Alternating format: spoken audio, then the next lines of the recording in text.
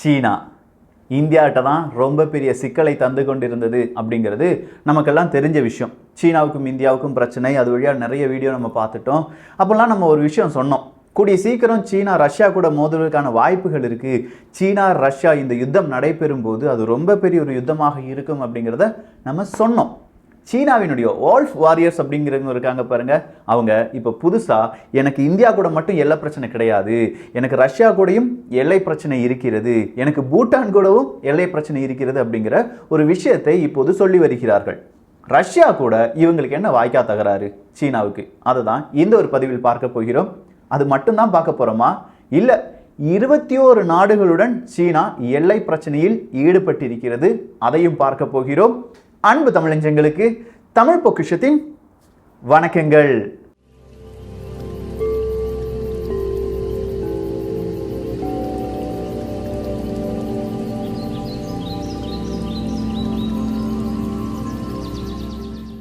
சீனா எப்போ பார்த்தாலும் இந்த சீனா அப்படிங்கிற நியூஸை பார்க்குறதுக்கு உங்களுக்கு போர் அடிச்சிச்சுன்னா தயவு செஞ்சு கீழே தமிழ் பட்சத்தில் வந்து கமெண்ட் பண்ணிடுங்க. ஏன்னா இது வந்து ஒரு துரோகம். சீனா நமக்கு செய்யும் துரோகத்தை பற்றி பார்த்து கொண்டிருக்கிறோம். உலக அரசியலை பார்க்கும் நாம் இந்த சீனாவை பற்றி அதிகமாக பார்ப்பது சீனாவுடன் சிறிதளவு விழிப்புடன் நாம் இருக்க வேண்டும் என்பதற்காகத்தான். இந்த ஒரு பதிவில் நம்ம பார்க்க வேண்டியது, எவரெஸ்ட் முழுவதும் சீனாவினுடையது அப்படின்னு சொல்லி கொஞ்ச நாளைக்கு முன்னாடி கிளைம் பண்ணியிருந்தாங்க. ஒரு பெரிய ஒரு ட்வீட்டே போட்டிருந்தாங்க CGTN, அதாவது சீனாவினுடைய ஒபிஷியல் நியூஸ் பார்ட்னர் அப்படின்னு கூட சொல்லலாமே, சீனா குளோபல் டெலிவிஷன் நெட்வொர்க் அப்படிங்கிறது தான் இந்த CGTN. அதே CGTN தான் ஜூலை 2ஆம் தேதியிலிருந்து 3ஆம் தேதி வரை ஒரு ட்வீட்டை போடுறாங்க. அந்த CGTNல வேலை பார்க்குறவங்க, சீஃப் எடிட்டர்ஸ், அதே மாதிரி இந்த வால்ஃப் வாரியர்ஸ் அப்படின்னு சொல்றவங்கலாம் என்ன செய்யறாங்க, ஒரு ட்வீட்டை போடுறாங்க. அந்த ட்வீட் இந்தியாவுக்கு எதிரானதெல்லாம் கிடையாது, ரஷ்யாவுக்கு எதிராக. இதை கேட்கும் போது நமக்கு நம்பலாமா நம்ப வேண்டாமா அப்படிங்கிற ஒரு தோரணை உங்களுக்குள் இருக்கும். அப்படி இருந்தால் ஒரே ஒரு விஷயத்தை மட்டும் ஞாபகப்படுத்திக் கொள்ளுங்கள். அப்படி இல்லைன்னா கூகுளில் போய் சர்ச் பண்ணுங்க.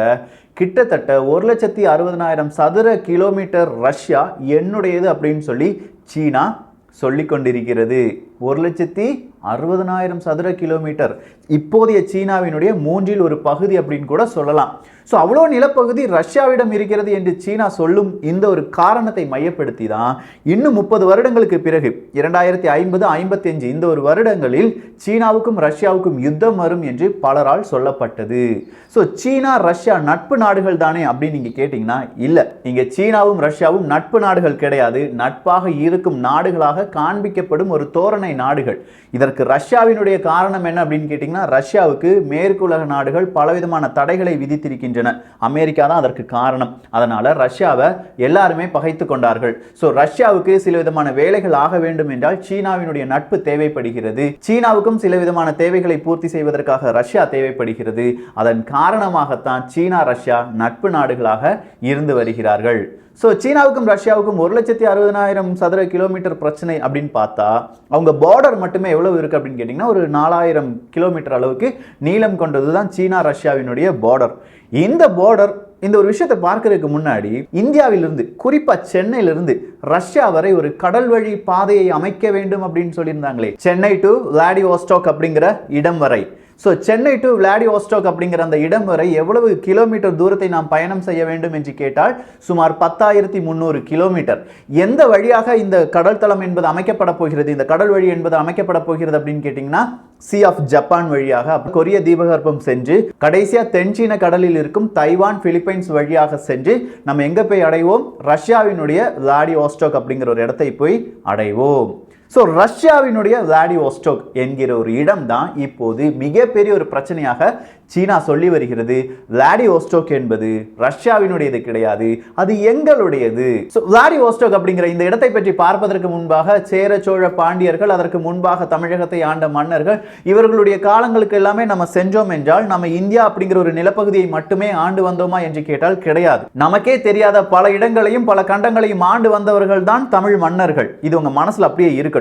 இதை ஏன் நான் இப்ப சொன்னேன் அப்படின்னா, சீனாவை பொறுத்த வரைக்கும் இதே மாதிரியான மன்னர் ஆட்சி அப்படிங்கிறதுலாம் இருந்திருக்கு. இந்த டைனாஸ்டி அப்படிலாம் சொல்லுவாங்கல்ல, அதுல Ming dynasty, Qing dynasty, Yuan dynasty அப்படிங்கிற 3 டைனாஸ்டி இருக்குங்க. இந்த 3 டைனாஸ்டியில தான் இப்போ மிகப்பெரிய ஒரு பிரச்சனையாக சீனர்கள் சொல்கிறார்கள். இந்த 3 அரசர்கள் காலத்தில், இந்த 3 காலங்களிலும் இருந்த நிலப்பகுதி முழுவதும் சீனாவினுடையது, அதை சொந்தம் கொண்டாட யாருக்கும் உரிமை இல்லை அப்படின்னு சொல்லி வராங்க. இது எந்த விதத்தில் நியாயம் அப்படிங்கிறது சீனாவுக்கு மட்டும்தான் புரியும். இப்போ நம்ம சொல்லி வர இந்த விளாடிவோஸ்டோக் என்பது கிட்டத்தட்ட 160 ஆண்டுகள் ரஷ்யாவின் கீழ் இருக்கிறது. ரஷ்யா சும்மா போய் ஆக்கிரமிப்பு செய்யல. இந்த கிங் டைனாஸ்டி அப்படின்னு சொல்றோம் பாருங்க, QING, அதுதான் கிங் அப்படிங்கிறோம். இந்த கிங் டைனாஸ்டி காலத்தில், அதாவது 1860 இந்த ஒரு காலகட்டத்தில் செகண்ட் ஓபியம் வார் என்பது ஒரு யுத்தம் என்பது வருகிறது. இந்த செகண்ட் ஓபியம் யுத்தத்தில் சீனா தோற்றுவிட்டது. சீனா தோற்பதற்கு காரணமாக இருந்த நாடுகள் யாவை என்று கேட்டால் ரஷ்யா, பிரிட்டன், பிரான்ஸ். ஸோ இந்த 3 நாடுகளும் சீனாவிடம் இருந்து பலவிதமான இடங்கள், ஏன்னா அந்த போர்ல நிறைய இழப்புகள் வந்து விட்டது, அதற்கு சீனா தான் பதில் சொல்ல வேண்டும் என்று சீனாவினுடைய சில இடங்களை இந்த 3 நாடுகளும் பிரித்துக் கொள்கின்றன. Britain, France, Russia. இதுல ரஷ்யா கூட இந்த கிங் டைனாஸ்டி அப்படிங்கிறவங்க ஒரு ஒப்பந்தத்தில் ஈடுபடுகிறார்கள். அதுதான் ட்ரீட்டி ஆஃப் பீக்கிங் அப்படின்னு சொல்லுவாங்க. இது நடந்தது 1860வது வருடம். இந்த ட்ரீட்டி ஆஃப் பீக்கிங் வழியாக ரஷ்யாவுக்கு கிடைக்கும் இடங்கள் விளாடிவோஸ்டோக் மற்றும் பிரமோஸ்கி கிராய் அப்படிங்கிற 2 இடங்கள் தான். இந்த பிரமோஸ்கி கிராயா இருக்கட்டும், அப்படி இல்லைன்னா இந்த விளாடிவோஸ்டோக்கா இருக்கட்டும், அதன் பிறகு ரஷ்யாவினுடைய ஒரு ஆட்சியின் கீழ் தான் இருக்கிறது. அங்கே பல விதமான இராணுவ கட்டமைப்புகளை ரஷ்யா ஏற்படுத்தி இருக்கிறது. சொல்ல போனா ரஷ்யாவினுடைய மிக முக்கியமான ஒரு ஸ்ட்ராட்டஜிக் பாயிண்ட் எது அப்படின்னு கேட்டீங்கன்னா விளாடிவோஸ்டோக்கை சொல்லலாம். ஸோ விளாடிவோஸ்டோக்லேருந்து சென்னைக்கு ஒரு ரூட் அமைக்க வேண்டும் அப்படின்னு சொல்லும்போது இந்தியா அதற்கு சம்மதம் தெரிவித்ததற்கான மிக முக்கிய காரணமாக இதை கூட நாம் பார்க்கலாம். விளாடிவோஸ்டோக்கில் நம்ம போயிட்டோம்னா சீனாவை நம்மால் கட்டுப்படுத்த முடியும் ரஷ்யா என்கிற நண்பன் வழியாக. ரஷ்யா நமக்கு நண்பனாகத்தான் இருந்து வருகிறான், துரோகியாக மாறவே இல்லை. சீனா தான் மாமா மச்சானி மாமல்லபுரம் வந்துட்டு நமக்கு துரோகியாக மாறிவிட்டான். ஸோ ஜூலை 2ஆம் தேதி விளாடிவோஸ்டோக் அருமையான இடம், ரஷ்யாவினுடைய சிறப்புமிக்க இடம். அங்க ரஷ்யாவினுடைய முதல் போஸ்ட் அப்படிங்கிறது, ராணுவத்தின் அந்த இடம் என்பது அமைக்கப்பட்டு இப்போது 160 ஆண்டுகள் ஆகிவிட்டன அப்படிங்கிறத ரஷ்யாவின் தூதரகம் இந்தியாவினுடைய ட்விட்டர் பக்கத்திலையும், அதே மாதிரி அவங்களுடைய சீனாவினுடைய சோசியல் மீடியா வெய்போ அப்படிங்கிற பாருங்க, அதுலயும் சின்னதா ஒரு மெசேஜை தட்டி விட்டுட்டாங்க. இந்தியர்கள் அதை அதிகமா பெருமையா பேசலனா கூட ஓகே ரஷ்யா நல்லா இருக்குப்பா அப்படின்னு சொல்லி கங்க்ராட்ஸ்லாம் சொன்னாங்க. ஆனா சீனர்களுக்கு என்னடா இவன் விளாடிவோஸ்டோக் அவனுடையது அப்படின்னு சொல்லி ட்வீட் போடுறானே, இது அவனுடையது கிடையாது. CGTN ரிப்போர்ட்டர்லாம் திடீர்னு இந்த வால்ஃப் வாரியரா மாறி குறைக்க ஆரம்பிச்சிட்டானுங்க. எப்படி குறைக்கிறாங்க அப்படின்னா, இது எங்களுடையது. சுமார் 160 ஆண்டுகளுக்கு முன்பாக அன்ஈக்குவல் ட்ரீட்டி வழியாக, அதாவது ட்ரீட்டி ஆஃப் பீக்கிங்கை பார்த்தோம்ல, அது அந்த நேரத்தில் உருவாக்கப்பட்டது. 2 நாடுகளுக்கும் சம்மதம் இல்லாமல் ரஷ்யாவின் சார்பாக அது ஏற்படுத்தப்பட்டது. எனவே விளாடிவோஸ்டோக் சீனாவினுடையது, அதை எங்களுக்கு திரும்ப தாருங்கள் அப்படின்னு சொல்ற மாதிரியான சில கேள்விகளையும் சில விதமான பதிவுகளையும் அங்கே பதிவு செய்திருக்கிறார்கள். இதற்கு உறுதுணையாக இருந்தது யார் அப்படின்னு கேட்டீங்கன்னா CGTN பார்த்தோம். இதே CGTN தான் எவரெஸ்ட் முழுவதும் சீனாவினுடைய பகுதிகளில் இருக்கிறது அப்படிங்கிற ஒரு ட்வீட்டை போட்டான். அந்த ட்வீட்டை கொஞ்ச நாளைக்கு பிறகு அழிச்சிட்டான். வேற வழியே கிடையாது. ஏன்னா நிறைய பேர் எதிர்ப்பு தெரிவிச்சிட்டாங்க. என்னடா நேபாள் பக்கத்தில் இருக்கிற எவரெஸ்ட் முழுவதும் முன்னடையுது அப்படின்னு சொல்லி, நேபாள் உனக்கு மானம் ரோஷம் எதுவுமே கிடையாது அப்படின்னு சொல்லி அவன் கேட்காத கேள்வியை நேபாள்கிட்ட கேட்கும்போது மறுபடியும் நேபாளுக்கு ஒரு அடியை கொடுத்தான் பாரு. 2 கிராமங்கள் என்னுடையதுன்னு சொல்லி சீனாக்காரன் சொன்னான் பாரு. அப்பந்தான் நேபாளுக்கு உரைச்சது இல்லை, எவரெஸ்ட் நீ சொன்னது தப்பு அப்படின்னு சொல்லி அவங்க சின்னதாக ஒரு பிரச்சனை ஏற்படுத்தி இருக்கிறார்கள். அதன் காரணமாக தான் கடைசியா இந்த சீனாவினுடைய வெளியுறவுத்துறை அமைச்சகம் 2 நாட்கள் பிரீஃபிங் கொடுப்பாங்க, என்னென்ன நடக்குது அப்படின்னு சொல்லி. இந்த பிரீஃபிங் ஏன் கொடுக்குறான்னா, அவன் சொல்றதை மட்டும்தான் அந்த ஊடகங்கள் அந்த மக்கள் கேட்க வேண்டும். அதற்காகத்தான் டெய்லி இவன் பிரீஃபிங் கொடுத்துட்டு இருப்பான். அப்படி பிரீஃபிங் கொடுக்கும்போது சொல்றான், எங்களுக்கு 2 நாடுகள் கூட தான் பார்டர் டிஸ்பியூட் அப்படிங்கிறது இருக்கு, பார்டர் எல்லை பிரச்சனை என்பது இருக்கிறது.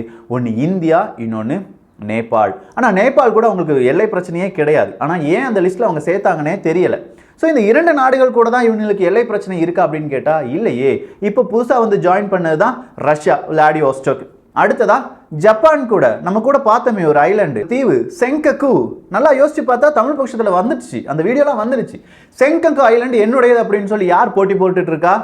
சீனாவும் ஜப்பானும் அங்கே பிரச்சனை பண்ணிட்டு இருக்காங்க. ஆனால் ஜப்பானுக்கு தெரியும் இது எங்களுடையது அப்படின்னு சொல்லி அவங்களுடைய நவீன ஆயுதங்கள் எல்லாமே அங்கே கொண்டு போயிட்டாங்க. ஸோ ஜப்பான் கூட இந்த மாதிரியான பிரச்சனை. அடுத்தது அப்படியே நீங்கள் சவுத் கொரியா பக்கம் வந்தீங்கன்னா, சீனாவும் சவுத் கொரியாவும் ரொம்ப உச்ச நண்பர்கள் அப்படின்னு சொல்லி நிறைய பேர் சொல்லி நீங்கள் கேள்விப்பட்டிருக்கலாம். சவுத் கொரியா உருவாவதற்கு சீனா மிக முக்கிய காரணமாக இருந்தது. ஏன்னா நார்த் கொரியாவுக்கு சீனா சப்போர்ட் கொடுத்ததுனால தான் சவுத் கொரியாவுக்கு அமெரிக்கா சப்போர்ட் கொடுத்தாங்க. ஸோ இந்த சவுத் கொரியா பல பாகங்கள், சவுத் கொரியாவினுடைய 3/4 பாகம் என்னுடையது என்று சீனா அப்பப்போ ட்வீட் போடுவான், இந்த வால்ஃப் வாரியர்ஸ். ஸோ சவுத் கொரியாவை முழுவதுமாக விழுங்க நினைத்து கொண்டிருக்கும் ஒரு நாடு எது? சீனா தான். ஸோ சவுத் கொரியா கூட அவனுக்கு ஒரு பிரச்சனை இருக்கு. கடைசியாக இந்த பிரச்சனை எப்போது வந்தது அப்படின்னு கேட்டிங்கன்னா, இந்த ஜூன் மாதம்லாம் வந்துச்சு. மே ஜூன்லலாம் சவுத் கொரியாவினுடைய ஒரு டிஃபென்ஸ் சிஸ்டம் இருக்கு. தாட் அப்படின்னு சொல்லுவாங்க. அமெரிக்காவினுடைய ஒரு டிஃபென்ஸ் சிஸ்டம் சொல்லலாம். Terminal high altitude area defence. இதை தான் தாட் என்று அழைப்பார்கள். இந்த தாட் அப்படிங்கிற அந்த ஏவுகணைக்கு புதுவிதமான ஒரு சில மோடிஃபிகேஷன் நாங்கள் கொடுக்க போகிறோம் அப்படின்னு சொல்லி அமெரிக்கா சொல்ல சவுத் கொரியா அதை அக்செப்ட் பண்ண சீனா அங்கிருந்து எதிர்ப்பு தெரிவிக்கிறது. காரணம் என்ன அப்படின்னு கேட்டீங்கன்னா, சவுத் கொரியாவில் இந்த தாட் அப்படிங்கிற இந்த ஒரு ஏவுகணை வைக்கக்கூடிய இடம் சீனாவின் கட்டுப்பாட்டுக்குள் இருக்கு, இல்லாட்டி சீனாவை இது ரொம்ப பெரிய அளவில் பாதிக்கும் அப்படின்னு சொல்லி சீனா ஒரு பக்கம் எதிர்ப்பை தெரிவிக்கிறது. ஸோ அங்க சவுத் கொரியா கூட அவனுக்கு எல்லை பிரச்சனை இருக்கிறது என்பது தெளிவாக புரிகிறது. ஜப்பான் கூட, ரஷ்யா கூட, இந்தியா கூட, சவுத் கொரியா கூட, அடுத்ததா நேபாளம் கூட அவங்களே சொல்லிட்டாங்க எங்களுக்கு நேபாள் கூட எல்லை பிரச்சனை இருக்கிறது என்று. அடுத்ததா வியட்நாம் கூடங்க. வியட்நாம் கூட தென்சீன கடல்ல ரொம்ப பெரிய எல்லை பிரச்சனை இருக்கு. அது மட்டும் கிடையாது, வியட்நாமின் சில பாகங்கள் இந்த மிங் டைனாஸ்டி காலத்தில், அதாவது 1368 இருந்து 1644 இந்த ஒரு காலகட்டத்தில் நடந்ததுதான் மிங் டைனாஸ்டி. அந்த ஒரு காலகட்டத்தில் வியட்நாமின் சில பாகங்கள் சீனாவினுடையது அப்படின்னு சொல்லி இன்றளவும் சீனா கொஞ்சமா அந்த இடத்தை சுரண்டுவதற்காக பார்த்து கொண்டிருக்கிறார்கள். இதே மாதிரி ரொம்ப பெரிய ஒரு லிஸ்ட் இருக்கு. அந்த லிஸ்ட்டை வேணா நான் ஓட விடுறேன், படிச்சுக்கோங்க. உங்களுக்கு ஏதாவது டவுட் இருந்துச்சுன்னா கீழே ஒரு லிங்க் கொடுக்குறேன், அந்த லிங்கை போய் பார்த்துக்கோங்க. இல்லாட்டி இன்னைக்கு தமிழ் பொக்கிஷம் அப்ளிகேஷனை டவுன்லோட் பண்ணி அந்த அப்ளிகேஷன் ஒரு நியூஸ் வரும், அதை பார்த்து தெரிந்து கொள்ளலாம். நிச்சயமா இந்த மாதிரி பல பிரச்சனைகளில் சீனா ஈடுபட்டு கொண்டிருக்கிறது. நமக்கு தெரிந்த அளவில் மட்டுமே ஒரு 21 நாடுகளுடன் சீனாவுக்கு எல்லை பிரச்சனை என்பது இருந்து கொண்டுதான் இருக்கிறது. இதை முழுவதுமாக மறைப்பதற்காக சீனா என்ன செய்யறாங்க, இப்போது நாங்க எந்த நாட்டு கூட எல்லை பிரச்சனைக்கு போகல, இந்தியா கூட மட்டும்தான் எங்களுக்கு எல்லை பிரச்சனை இருக்கு, 2 நாடுகளும் சமாதானமாக சென்று விடலாம் அப்படின்னு சொல்லி சின்னதா நம்ம காதலியே பூச்சுத்த ஆரம்பிக்கிறாங்க. இது தெரியாத இந்தியா மீடியாக்கள் கொஞ்சம் பேர் என்ன செஞ்சிட்டாங்க, ஆமா இந்தியா மட்டும்தான் சீனா கூட சண்டைக்கு போகுது, மீதம் இருக்கும் எல்லா நாடுகளுமே சமாதான புறாவை பறக்க விடுகிறார்கள் அப்படிங்கிற மாதிரி சில செய்திகளை வெளியிட்டு விட்டார்கள். ஆனா இந்த யூடியூப் இந்த ஒரு வீடியோவை பார்த்துவிட்டு பலரும் அவர்களுடைய அபிப்பிராயங்களை மாற்றி விடுவார்கள் என்று நான் நம்புகிறேன்.